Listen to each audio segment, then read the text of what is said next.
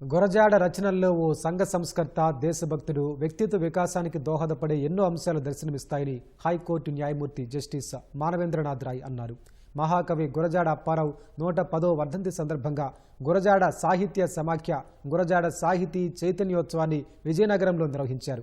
కార్యక్రమంలో భాగంగా గురజాడకు చెందిన కళ్ళజోడు, స్టాంపు, పుస్తకాలతో నగరంలో ప్రదర్శన నిర్వహించారు. గురజాడ సాంస్కృతి సమాఖ్య విశిష్ట పురస్కారాన్ని ప్రముఖ సాహితీవేత్త, మహోపాధ్యాయ పద్మశ్రీ కొలకలూరు ఇనాక్కి ప్రదానం చేశారు. జాతీయ స్థాయిలో నిర్వహించిన కవితల పోటీలో ఎంపికైన వారికి గురజాడ ఉత్తమ కవితా పురస్కారంతో సత్కరించారు. తెలుగు గడ్డపై నేటికి తెలుగు రచనలు, సాహిత్యం విస్తారంగా కొనసాగడానికి గురజాడ ఒక కారణమని కొలకలూరు ఇనాక్ గుర్తు చేసుకున్నారు. చిన్నప్పటి నుంచి కూడా ఆయన రాసిన గేయాలు చదువుకొని పెరిగినటువంటి వ్యక్తులు మనం.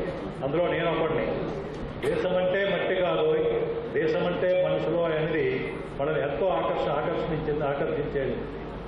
మనలో ఉన్న స్వార్థాన్ని కొంతైనా మనం త్యాగం చేసి ఇతరులకి మనం ఉపయోగపడగలిగినప్పుడే మనలో కొంత ఆ సంఘ సంస్కృత లక్షణాలు మనలో కనిపిస్తాయి.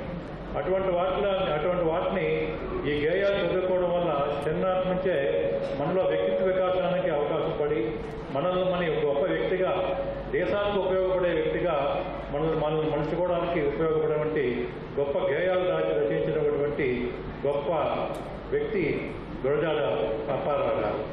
గురజాడ అప్పారావు గారు ఆంధ్రదేశంలో, భారతదేశంలో ఒక అద్భుతమైనటువంటి మానవతామూర్తి పుట్టడం వల్ల మనం ఇవాళ సమానత్వాన్ని పొందుతున్నామని నేను హృదయపూర్వకంగా నమ్ముతున్నాను.